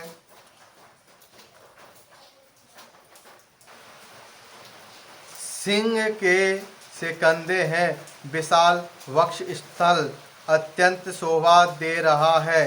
असंख्य कामदेवों के मन को मोहित करने वाला मुख है। भगवान के स्वरूप को देखकर विभीषण जी के नेत्रों में जल भर आया और शरीर अत्यंत पुलकित हो गया। फिर मन में धीरज धरकर उन्होंने कोमल वचन कहे, हे नाथ, मैं दशमुख रावण का भाई हूँ। हे देवताओं के रक्षक, मेरा जन्म राक्षस कुल में हुआ है। मेरा तामसी शरीर है, स्वभाव से ही मुझे पाप प्रिय है। जैसे उल्लू को अंधकार पर सहज स्नेह होता है, मैं कानों से आपका सुगंध सुनकर आया हूँ कि प्रभु भव के भय का नाश करने वाले हैं। हे दुखियों के दुख दूर करने वाले और शरणागत को सुख देने वाले श्री रघुवीर, मेरी रक्षा कीजिए, रक्षा कीजिए। प्रभु ने उन्हें ऐसा कहकर दंडवत करते देखा तो वे अत्यंत हर्षित होकर तुरंत उठे। विभीषण जी के दीन वचन सुनने पर प्रभु के मन को बहुत ही भाए। उन्होंने अपनी विशाल भुजाओं से पकड़कर उनको हृदय से लगा लिया। छोटे भाई लक्ष्मण जी सहित गले मिलकर उनको अपने पास बैठाकर श्री राम जी भक्तों के भय को हरने वाले वचन बोले, हे लंकेश, परिवार सहित अपनी कुशल कहो। तुम्हारा निवास बुरी जगह पर है, दिन रात दुष्टों की मंडली में बसते हो। ऐसी दशा में हे सखे, तुम्हारा धर्म किस प्रकार निभता है, मैं तुम्हारी सब रीति जानता हूँ। तुम अत्यंत नीति निपुण हो, तुम्हें अनीति नहीं सुहाती। हे तात, नरक में रहना परम अच्छा है, परंतु विधाता दुष्ट का संग कभी न दे। हे रघुनाथ जी, अब आपके चरणों का दर्शन कर कुशल से हूँ। जो आपने अपना सेवक जानकर मुझ पर दया की है, तब तक जीव की कुशल नहीं और न स्वप्न में भी उसके मन को शांति है, जब तक वह शोक के घर काम को छोड़कर श्री राम जी को नहीं भजता। लोभ, मोह, मत्सर, मद और मान आदि अनेकों दुष्ट तभी तक हृदय में बसते हैं जब तक कि धनुष बाण और कमर में तरकस धारण किए हुए श्री रघुनाथ जी हृदय में नहीं बसते। ममता पूर्ण अंधेरी रात है जो राग द्वेष रूपी उल्लुओं को सुख देने वाली है। वह ममता रूपी रात्रि तभी तक जीव के मन में बसती है जब तक प्रभु का प्रताप रूपी सूर्य उदय नहीं होता। हे श्री राम जी, आपके चरणारविंद के दर्शन कर अब मैं कुशल से हूँ, मेरे भारी भय मिट गए। हे कृपालु, आप जिस पर अनुकूल होते हैं उसे तीनों प्रकार के भय भवशूल, आध्यात्मिक, आधिदेविक और आधिभौतिक ताप नहीं व्यापते। मैं अत्यंत नीच स्वभाव का राक्षस हूँ। मैंने कभी शुभ आचरण नहीं किया, जिनका रूप मुनियों में भी ध्यान में नहीं आता। उन प्रभु ने स्वयं हर्षित होकर मुझे हृदय से लगा लिया। हे कृपा और सुख के पुंज श्री राम जी, मेरा अत्यंत असीम सौभाग्य है जो मैंने ब्रह्मा और शिवजी द्वारा सेवित युगल चरण कमलों को अपने नेत्रों से देखा। श्री राम जी ने कहा, हे सखा सुनो, मैं तुम्हें अपना स्वभाव कहता हूँ, जिससे काक भुसुंडी शिव जी और पार्वती जी भी जानती हैं। कोई मनुष्य जड़ चेतन जगत का द्रोही हो, यदि वह भी भयभीत होकर मेरी शरण तक आ जाए और मद मोह तथा नाना प्रकार के छल कपट त्याग दे, तो मैं उसे बहुत शीघ्र साधु के समान कर देता हूँ। माता पिता भाई पुत्र स्त्री शरीर धन घर मित्र और परिवार, इन सबके ममत्व रूपी तागों को बटोरकर और उन सब की एक डोरी बटकर उसके द्वारा जो अपने मन को मेरे चरणों में बांध देता है, सारे सांसारिक संबंधों का केंद्र मुझे बना लेता है, जो समदर्शी है, जिसे कुछ इच्छा नहीं है और जिसके मन में हर्ष शोक और भय नहीं है, ऐसा सज्जन मेरे हृदय में कैसे बसता है, जैसे लोभी के हृदय में धन बसा करता है। तुम सरीखे संत ही मुझे प्रिय हैं। मैं और किसी के निहोरे से ध्येय धारण नहीं करता। जो सगुण साकार भगवान के उपासक हैं, दूसरे के हित में लगे रहते हैं, नीति और नियमों में दृढ़ हैं और जिन्हें ब्राह्मणों के चरणों में प्रेम है, वे मनुष्य मेरे प्राणों के समान है। हे लंकापति, सुनो, तुम्हारे अंदर उपर्युक्त सब गुण है, इससे तुम मुझे अत्यंत प्रिय हो। श्री राम जी के वचन सुनकर सब वानरों के समूह कहने लगे, कृपा के समूह श्री राम जी की जय हो। प्रभु की वाणी सुनते ही प्रभु की वाणी सुनते हैं और उसे कानों के लिए अमृत जानकर विभीषण जी अघाते नहीं हैं। वे बार बार श्री राम जी के चरण कमलों को पकड़ते हैं। अपार प्रेम है, हृदय में समानता नहीं है, हृदय में समाता नहीं है। विभीषण जी ने कहा, हे देव, हे चराचर जगत के स्वामी, हे शरणागत के रक्षक, हे सबके हृदय के भीतर की जानने वाले, सुनिए, मेरे हृदय में पहले कुछ वासना थी, वह प्रभु के चरणों की प्रीति रूपी नदी में बह गई। अब तो हे कृपालु शिव जी के मन को सदैव प्रिय लगने वाली अपनी पवित्र भक्ति मुझे दीजिए। एवमस्तु, ऐसा ही हो, कहकर रणधीर प्रभु श्री राम जी ने तुरंत ही समुद्र का जल मांगा और कहा, हे सखा, यद्यपि तुम्हारी इच्छा नहीं है, पर जगत में मेरा दर्शन अमोघ है, वह निष्फल नहीं जाता। ऐसा कहकर श्री राम जी ने उनको राज तिलक कर दिया। आकाश से पुष्प की अपार वृष्टि हुई। श्री राम जी ने रावण के क्रोध रूपी अग्नि में, जो अपनी विभीषण की श्वास वचन रूपी पवन से प्रचंड हो रही थी, जलते हुए विभीषण को बचा लिया और उसे अखंड राज दिया। शिव जी जो संपत्ति रावण को 10 सिरों की बलि देने पर दी थी, वही संपत्ति श्री रघुनाथ जी ने विभीषण को बहुत सकुचते हुए दी। ऐसे परम कृपालु प्रभु को छोड़कर जो मनुष्य दूसरे को भजते हैं, वे बिना सींग पूंछ के पशु है। अपना सेवक जानकर विभीषण को श्री राम जी ने अपना लिया। प्रभु का स्वभाव वानर कुल के मन को बहुत भाया। फिर सब कुछ जानने वाले, सबके हृदय में बसने वाले, सर्वरूप सब रूपों में प्रकट, सबसे रहित, उदासीन कारणों से भक्तों पर कृपा करने के लिए मनुष्य बने हुए तथा राक्षसों के कुल का नाश करने वाले श्री राम जी नीति की रक्षा करने वाले वचन बोले। हे वीर वानर राज सुग्रीव और लंकापति विभीषण, सुनो, इस गहरे समुद्र को किस प्रकार पार किया जाए। अनेक जाति के मगर, सांप और मछलियों से भरा हुआ यह अत्यंत अथाह समुद्र पार करने में सब प्रकार से कठिन है। विभीषण जी ने कहा, हे रघुनाथ जी, सुनिए, यद्यपि आपका एक वाहनी करोड़ों समुद्र को सोखने वाला है, तथापि नीति ऐसी कही गई है कि जाकर समुद्र से प्रार्थना की जाए। हे प्रभु, समुद्र आपके कुल में बड़े हैं, वे विचार कर उपाय बतला देंगे। तब रीछ और वानरों की सारी सेना बिना ही परिश्रम के समुद्र के पार उतर जाएगी। श्री राम जी ने कहा, हे सखा, तुमने अच्छा उपाय बताया, यही किया जाए। यदि देव सहायक हो। यह सलाह लक्ष्मण जी के मन को अच्छी नहीं लगी। श्री राम जी के वचन सुनकर तो उन्होंने बहुत ही दुख पाया। लक्ष्मण जी ने कहा, हे नाथ, देव का कौन भरोसा, मन में क्रोध कीजिए, ले आइए और समुद्र को सुखा डालिए। यह देव तो कायर के मन का एक आधार है।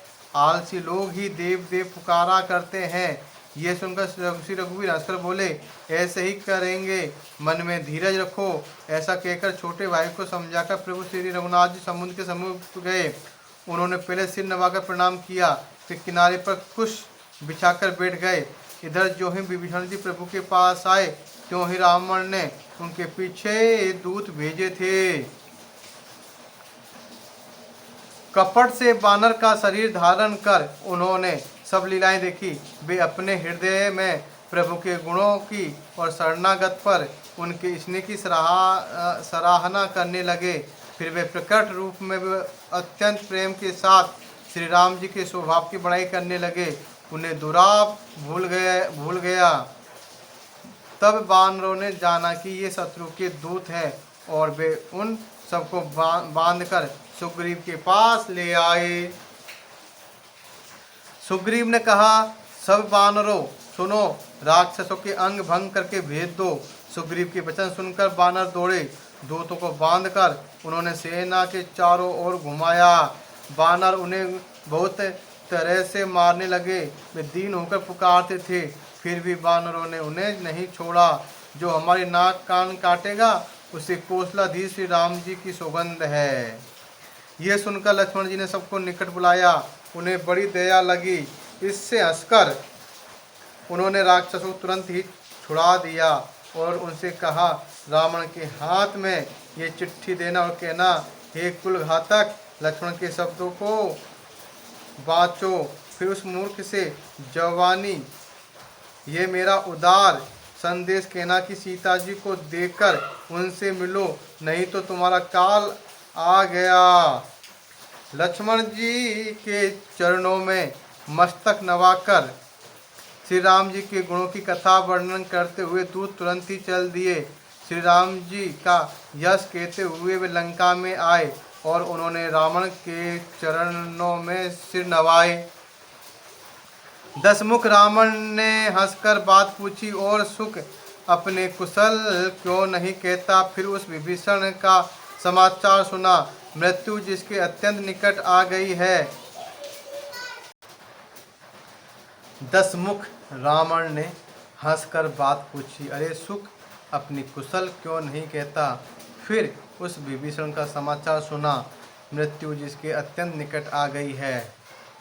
मूर्ख ने राज्य करते हुए लंका को त्याग दिया, अभागा अब जौ का कीड़ा बनेगा। जौ के साथ जैसे भून पिस जाता है, वैसे ही नर वानरों के साथ वे भी मारा जाएगा। फिर भालू और वानरों की सेना का हाल कह, जो कठिन काल की प्रेरणा से यहाँ चली आई है और जिनके जीवन का रक्षक कोमल चित्त वाला बेचारा समुद्र बन गया है। अर्थात उनके और राक्षसों के बीच में यदि समुद्र न होता तो अब तक राक्षस उन्हें मार कर खा गए होते। फिर उन तपस्वियों की बात बता जिनके हृदय में मेरा बड़ा डर है। उनसे तेरी भेंट हुई या वे कानों से मेरा सुयश सुनकर ही लौट गए। शत्रु सेना का तेज और बल बताता क्यों नहीं, तेरा चित्त बहुत ही चकित हो रहा है। दूत ने कहा, हे नाथ, आपने जैसे कृपा करके पूछा वैसे ही क्रोध छोड़कर मेरा कहना मानिए। जब आपका छोटा भाई श्री राम जी से जाकर मिला, तब उसके पहुँचते ही श्री राम जी ने उसको राज तिलक कर दिया। हम रावण के दूत हैं, ये कानों से सुनकर वानरों ने हमें बांधकर बहुत कष्ट दिए, यहाँ तक कि हमारे नाक कान काटने लगे। श्री राम जी की शपथ दिलाने पर कहीं उन्होंने हमको छोड़ा। हे नाथ, आपने श्री राम जी की सेना पूछी, सो वे तो 100 करोड़ मुखों से भी वर्णन नहीं की जा सकती।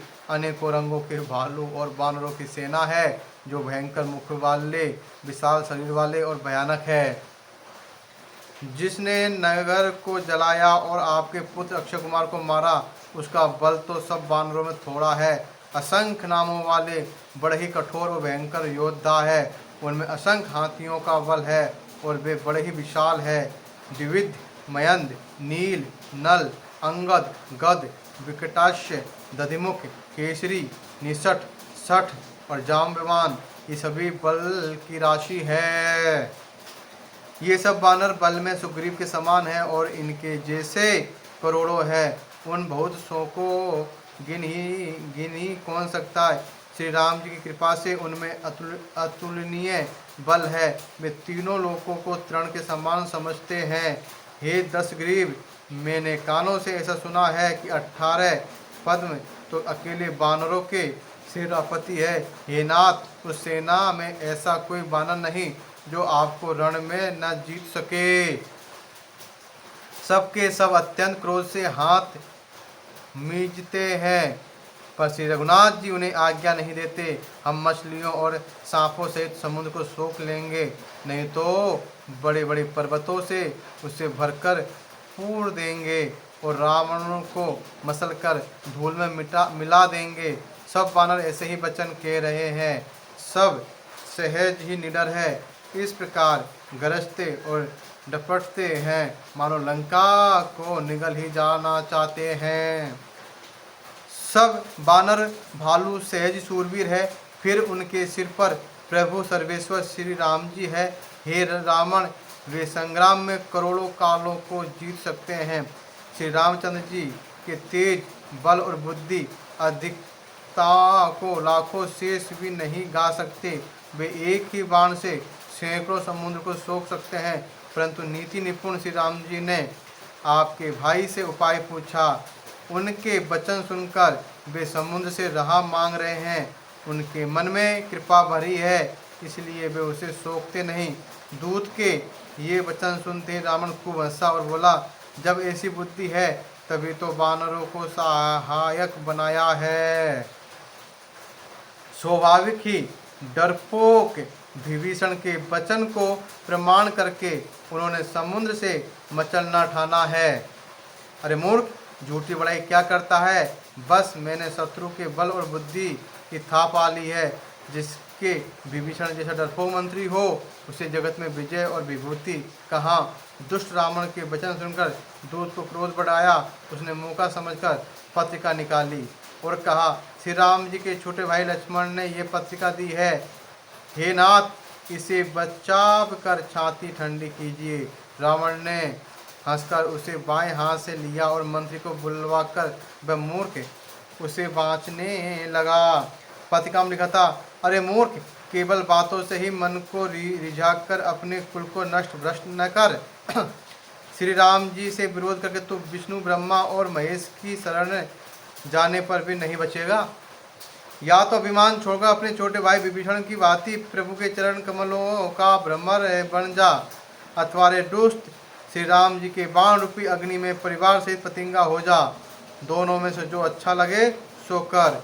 पत्रिका सुनते ही रावण मन में भयभीत हो गया, परंतु मुख से ऊपर से मुस्कुराता हुआ वह सबको सुनाकर कहने लगा, जैसे कोई पृथ्वी पर पड़ा हुआ हाथ से आकाश को पकड़ने की चेष्टा करता हो, वैसे ही ये छोटा तपस्वी वाग्विलास करता है। सुख ने कहा, हे नाथ, अभिमानी स्वभाव को छोड़कर सब बातों को सत्य समझिए। क्रोध छोड़कर मेरा वचन सुनिए। हे नाथ, श्री राम जी से बैर त्याग दीजिए।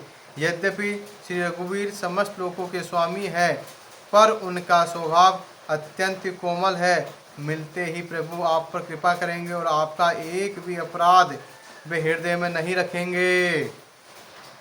जानकी जी श्री रघुनाथ जी को दे दीजिए। हे प्रभु, इतना कहना मेरा कीजिए। जब उसने जानकी जी को देने के लिए कहा, तब दुष्ट रावण ने उसको लात मारी। वह भी विभीषण की भांति चरणों में सिर नवाकर वहीं चला जाए। कृपा सागर श्री रघुनाथ जी थे। प्रणाम करके उसने अपनी कथा सुनाई और श्री राम जी की कृपा से अपनी गति पाई। शिव जी ने कहा, हे भवानी, वह ज्ञानी मुनि अगस्त ऋषि के हिसाब से राक्षस हो गया था। बार बार श्री राम जी के चरणों की वंदना करके वह मुनि अपने आश्रम को चला गया। इधर 3 दिन बीत गए, किंतु जड़ समुद्र विनय नहीं मानता। तब श्री राम जी क्रोध सहित बोले, बिना भय के प्रीति नहीं होती। हे लक्ष्मण, धनुष बाण लाओ, मैं अग्निबाण समुद्र को सोख डालूं। मूर्ख से विनय, कुटिल के साथ प्रीति, और स्वाभाविक है कंजूस से सुंदर नीति। ममता में फंसे हुए मनुष्य से ज्ञान की कथा, अत्यंत लोभी से वैरागी का वर्णन, और क्रोधी से शांति की बात, और कामी से भगवान की कथा। इनका वैसा ही फल होता है जैसा ऊसर में बीज बोने से होता है। ऐसा कहकर श्री रघुनाथ जी ने धनुष चढ़ाया। ये मत लक्ष्मण जी के मन को बहुत अच्छा लगा। प्रभु ने भयानक बाण संधान किया, जिससे समुद्र के हृदय के अंदर अग्नि ज्वाला उठी। मगर सांप तथा मछलियों के समूह व्याकुल हो गए। जब समुद्र ने जीवों की जलते जाना, तब सोने के थाल में अनेक मणियों रत्नों को भरकर अभिमान छोड़कर वे ब्राह्मण के रूप में आया। काकभूषण जी कहते हैं, हे गरुड़ जी सुनिए, चाहे कोई करोड़ों उपाय करके सींचे, पर केला तो काटने पर ही फलता है। नीच विनय से नहीं मानता, वे डांटने पर ही झुकता है। समुद्र भयभीत होकर प्रभु के चरण पकड़कर कहा, हे नाथ, मेरे सब अवगुण क्षमा कीजिए। हे नाथ, आकाश, वायु, अग्नि, जल और पृथ्वी, इन सब की करनी स्वभाव से ही जड़ है। आपकी प्रेरणा से माया ने इन्हें सृष्टि के लिए उत्पन्न किया है। सब ग्रंथों ने यही गाथा गाया है। जिसके लिए स्वामी की जैसी आज्ञा है, वह उसी प्रकार से रहने में सुख पाता है। प्रभु ने अच्छा किया जो मुझे शिक्षा दी, किंतु मर्यादा भी आपकी ही बनाई हुई है।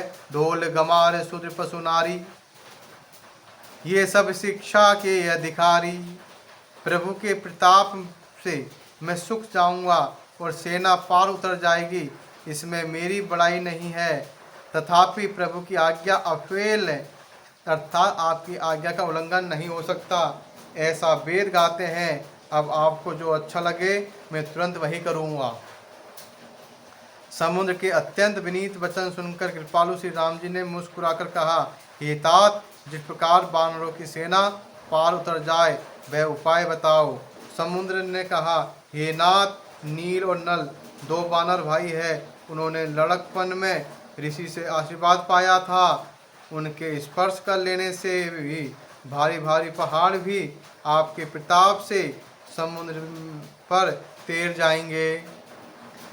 मैं भी प्रभु की प्रभुता को हृदय में धारण कर अपने बल के अनुसार जहाँ तक मुझसे बन पड़ेगा सहायता करूँगा।